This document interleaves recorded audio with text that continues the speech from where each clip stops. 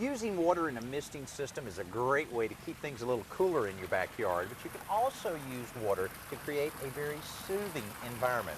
We're at a place called Garden Creations, and with me is Kim Hatchett, who helps a lot of homeowners pick out the right water feature. What are some of the things that homeowners need to consider?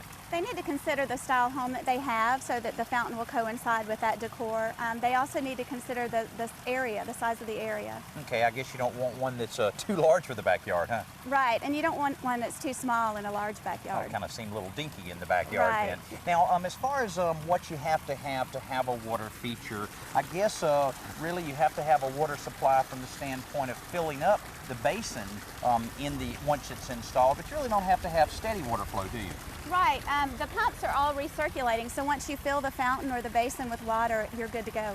Okay, but thinking of installation, this thing looks like it would weigh a couple tons. About 5,000 pounds. Oh boy, now all of them that heavy? No, they're not. This is cast stone.